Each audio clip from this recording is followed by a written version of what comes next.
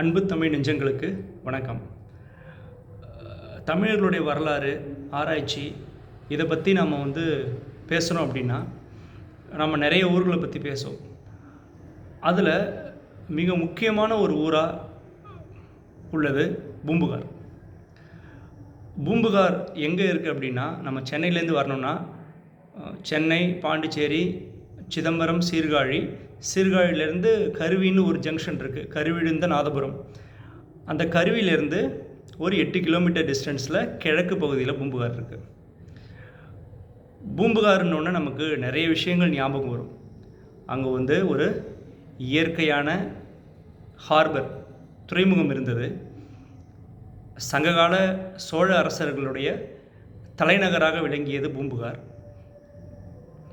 சிலப்பதிகாரம், இளங்கோவடிகளால் பாடப்பட்ட சிலப்பதிகாரத்தில் சொல்லப்பட்ட கண்ணகி கோவலனுடைய அவருடைய சொந்த ஊர் பூம்புகார். அவர்களுடைய வாழ்க்கை, அவர்கள் வாழ்ந்தது எல்லாம் பூம்புகாரில். அவங்களுக்கு திருமணம் நடந்தது பூம்புகாரில். அதுக்கடுத்து பார்த்திங்கன்னா, பூம்புகார்னு வந்தால் பூம்புகாருக்கு நிறைய சங்ககால பெயர்கள் உண்டு. நமக்கே தெரியும். காவேரி பூம்பட்டினம், புகார், இதை போல் நிறைய பெயர்கள் உண்டு. பூம்புகாருக்கு தாளமி பூம்புகார் என்ன சொல்கிறாருன்னா, காவேரிஸ் எம்போரியம் அப்படிங்கிறார்.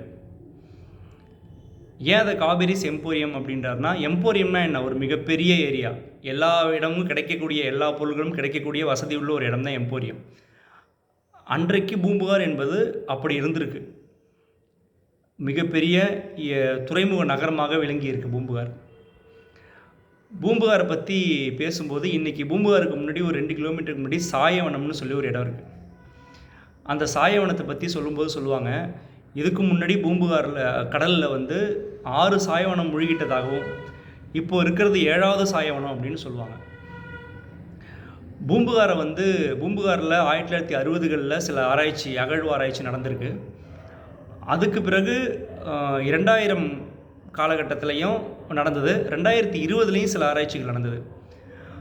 இதெல்லாம் 1960களில் நடந்த ஆராய்ச்சியின் விளைவாக ஓரளவு நமக்கு தெரிஞ்சது. பூம்புகாரில் ஒரு நகர நாகரிகம் இருந்தது.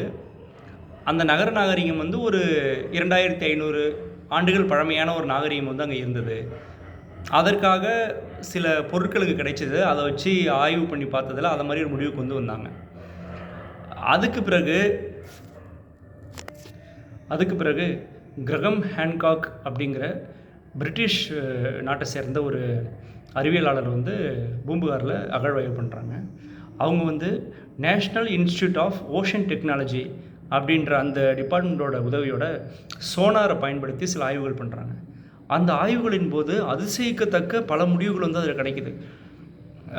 அந்த முடிவுகளோட ஆதாரங்கள்லாம் நான் அடுத்தடுத்த வீடியோக்களில் உங்களுக்கு நான் கொடுக்குறேன். அவங்க ஒரு அருமையான புக்கு போட்டு எல்லா விஷயத்தையும் தெளிவாக கொடுத்துருக்குறாங்க. ஆனால் நம்மளை அது அவ்வளோவா நம்மளை அடையலை அப்படின்றது தான் உண்மை.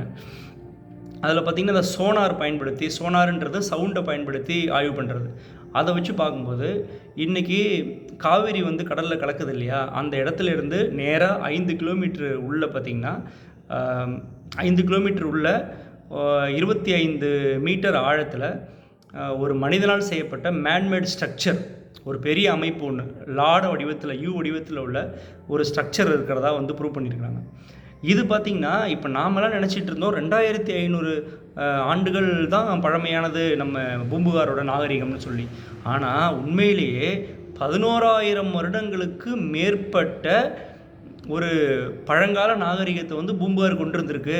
அப்படிப்பட்ட நாகரிகம் கடல்கோளால் உள்ளே இழுக்கப்பட்டிருக்கு. இன்றைக்கி பூம்புகார் கடலுக்கு கீழே அப்படிப்பட்ட ஒரு 11,000 வருடங்களுக்கு மேற்பட்ட ஒரு அருமையாக கட்டமைக்கப்பட்ட ஒரு நாகரிகம், நகர் நாகரிகம் மூழ்கி உறங்கி கொண்டிருக்கிறது அப்படிங்கிற உண்மை நமக்கு வெளிப்படுது. இதை இது பண்ணும்போது நமக்கு எப்படி இருக்குது இல்லையா, ஒரு மாதிரி அந்த உணர்வு வேறு மாதிரி இருக்குது. ஏன்னு பார்த்தீங்கன்னா, கண்ணகியும் கோவலனும் இந்த இதே பூம்புகார் நகரத்தில் தான் பிறந்து வளர்ந்து கொஞ்ச காலம் வாழ்ந்தாங்க. அதுக்கு பிறகு அவங்க பாண்டிய நாட்டுக்கு போயிடுறாங்க. சிலப்பதிகாரத்தில் பூம்புகார் நகரத்தோட தெருக்கள் எப்படி இருந்தது, மாட மாளிகைகள் எப்படி இருந்தது, கோபுரங்கள் எப்படி இருந்தது, வீடுகள் எப்படி திட்டமிட்டு அமைக்கப்பட்டிருந்தது, ஒவ்வொரு வீட்டு மேலேயும் அந்த உப்பரிகைகள் என்று சொல்லக்கூடிய அந்த அமைப்புகள் எப்படி இருந்தது அப்படின்னு சொல்லி சிலப்பதிகாரம் வந்து அந்த கால புகார் நகரத்தோட வர்ணனையாகவே இருக்குது. ஒரு ரன்னிங் கமெண்ட்ரின்னு சொல்கிற மாதிரி அதை வந்து இளங்கோடிகள் வந்து எழுதியிருக்கிறாங்க. அடுத்தது பார்த்திங்கன்னா பூம்புகார் நகரத்தோட முழு அமைப்பு முறையும் நாம் தெரிஞ்சுக்கணுன்னா பட்டினப்பாலை நூல் உங்களுக்கு தெரியும். அந்த பட்டினப்பாலை நூல் கடைநூல் உருத்திரங்கண்ணனார் எழுதின பட்டினப்பாலை, அந்த நூலில் முழுவதுமாகவே வந்து பண்டைய பூம்புகாரோட சீனரியாகவே தான் அந்த நூல் இருக்குது. அதில் வந்து கடிலூர் உருத்திரங்கண்ணனார் வந்து சொல்லியிருக்கிறாங்க, நிறைய விஷயம் சொல்லியிருக்கிறாங்க. அதில் ஒரு விஷயம் வந்து அந்த அங்காடிகள் பூம்புகாரோட அந்த மையத்தில் மார்க்கெட்ஸ் இருக்குமா, டே அண்ட் நைட் மார்க்கெட்ஸ். அதாவது 4 அங்காடிகள், அல்லங்காடிகள். 4 அங்காடிகள் வந்து பகலில் இயங்குகிற ஒரு அங்காடி, அல்லங்காடிகள்ன்றது இரவில் இயங்கல். அல்லுனா இரவு இல்லையா, இரவில் இயங்கக்கூடியது. அந்த அங்காடிகள் பார்த்திங்கன்னா டக்குன்னு எந்த இடத்துல என்ன பொருள் விற்கிதுன்னு தெரியணும் இல்லையா, ஏன்னா மிகப்பெரிய அங்காடியாக இருந்ததுக்கு. அதை கண்டுபிடிக்கணும் அப்படின்னா வந்து ஒவ்வொரு அங்காடி ஒவ்வொரு வகையான பொருள்கள் இருக்கிற இடத்துலையும் ஒரு கொடி வந்து பறக்குமா. என்ன கலரில் என்ன வண்ணத்தில் அந்த கொடி இருக்கோ அந்த இடத்துல இந்த பொருள் தான் கிடைக்கும் அப்படின்னு சொல்லி போய் வாங்குகிற அளவுக்கு அதில் டிஃப்ரென்ஷியேஷன் பண்ணி வந்து வச்சுருக்கிறாங்க. கிரேக்க, ரோமானிய, எகிப்து அண்டு மெசபடோமியா, அதாவது இன்னைய ஈராக்கு, இவங்க எல்லாரு கூடயும் வந்து ஒரு மிகச்சிறந்த வாணிப உறவு வந்து நம்முடைய புகார் நகர வணிகர்களும் மக்களும் வந்து கொண்டிருந்திருக்கிறாங்க. பூம்புகாரை வந்து ஆக்சுவலாக வந்து காவிரியை மையமாக வச்சு 2ஆக பிரிக்கிறாங்க. அந்த காவிரியிலேருந்து கிழக்க அந்த கடற்கரையை ஒட்டின பகுதியை வந்து என்ன சொல்லுவாங்க, மருவூர் பாக்கம். இந்த மருவூர் பாக்கத்தில் வந்து மீனவ மக்கள் வாழும் இடமாகவும் கப்பல்களை வந்து கட்டுறதுக்கு அந்த துறைமுக பகுதிகளெலாம் அங்கே தான் இருந்திருக்கு. இது மட்டும் இல்லாமல் வெளிநாட்டிலேருந்து வரக்கூடிய வீரர்கள்லாம் தங்கும் இடங்கள்லாம் கூட அங்கே வந்து இருந்திருக்கு. அதாவது நன்கு மேல்தளமிட்டு மூடிய வீடுகள் இருந்திருக்கு. இதில் வந்து மருவூர் பாக்கத்துக்கு பிறகு இன்னொன்று பட்டினப்பாக்கத்தில் தான் வந்து அரசர்கள் வீடுகளும் மிகப்பெரிய செல்வந்தர் வீடுகளும் வணிகர்களோட வீடுகளும் டான்சர்ஸு, இது யவனர்கள், இது மாதிரி பணக்காரர்களோட வீடுகளும் வந்து இங்கே தான் பட்டினப்பாக்கத்தில் தான் இருந்திருக்கு. அந்த அளவுக்கு வந்து ஒரு மிக சிறந்த ஒரு 2ஆக பிரிக்கப்பட்ட ஒரு நல்ல நாகரிகத்தை வந்து அது வந்து கொண்டிருக்கு பூம்புகார் நகரம். பூம்புகார் நகரத்தை வந்து நம்ம பேசும்போது என்னுடைய மூதாதையர்கள் வந்து பூம்புகாரை சேர்ந்தவங்க தான், பூம்புகார் வானகிரியை சேர்ந்தவங்க தான். 3 தலைமுறைக்கு முன்பு என்னுடைய மூதாதையர்கள் வந்து இடம்பெயர்ந்துட்டாங்க. பூம்புகாரை பற்றி பேசும்போது அந்த காலத்தில் வந்து எவ்வளோ இடங்கள் வந்து கடலில் வந்து உள்ளே போயிருக்கு, நம்முடைய முன்னோர்கள் பிறந்து வாழ்ந்து வளர்ந்த ஒரு இடமாகவும் அது இருக்குது. அது கூட வந்து நம்முடைய சோழ அரசர்களோட வரலாற்று ரீதியில் ஒரு தொடர்புடைய இடமாகவும் வந்து பூம்புகார் வந்து விளங்கியிருக்கு.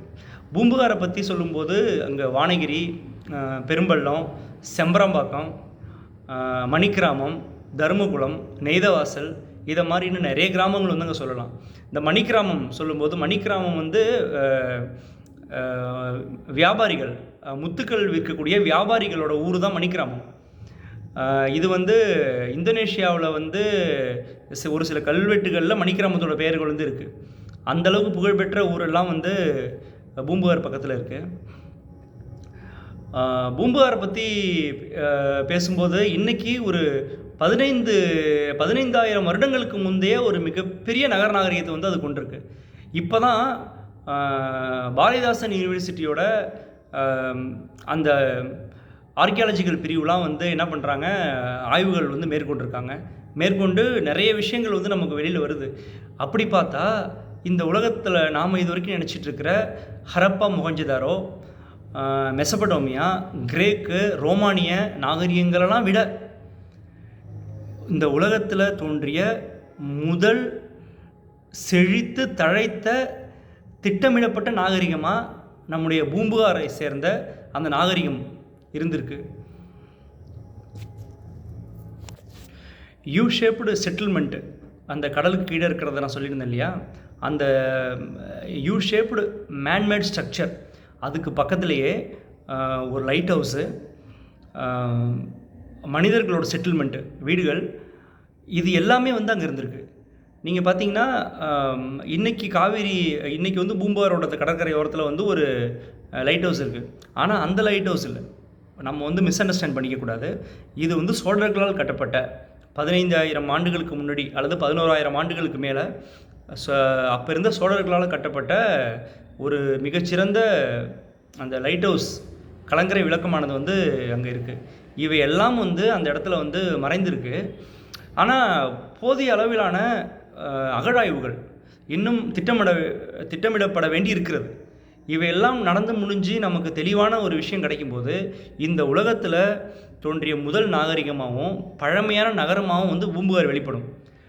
இந்த பூம்புகாரில் வந்து 11,000 ஆண்டுகளுக்கு முன்னாடியே நம்ம ஒரு மிகச்சிறந்த வீடுகள் கட்டி காம்பவுண்டு போட்டு ஒரு நகர நாகரிகத்தோடு வாழ்ந்திருக்கோம் இல்லையா.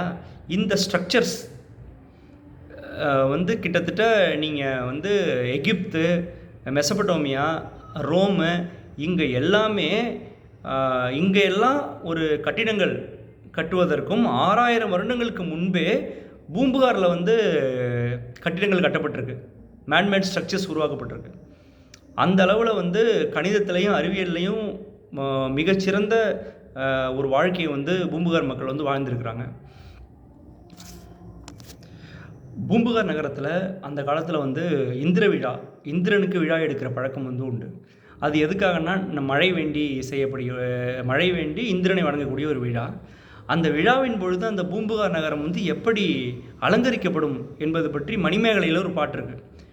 தோரண வீதியும் தோமரு கோட்டியும் பூரண கும்பமும் புலம்பாலிகைகளும் பாவை விளக்கும் பலவுடன் பரப்புமின் காய்க்குலை கமுகும் வாழையும் மஞ்சியும் பூக்கொடி வள்ளியும் கரும்பும் நடுமின் பத்தி வேதிகை பசுமொன் தூணத்து முத்துத்தாமம் முறையோடு நாற்றுமின் விழவுமலி மூதூர் வீதியும் மன்றமும் பழமணல் மாற்றுமின் புதுமணல் பரப்புமின் கதலிகை கொடியும் காழூன்று விலோதமும் மதலை மாடமும் வாயிலும் சேர்த்துமின் அப்படிங்கிறது பாடல். அது இதில் ஒரு எக்ஸாம்பிளாக ஒரு சின்ன மீனிங் மட்டும் உங்களுக்கு சொல்கிறேன்.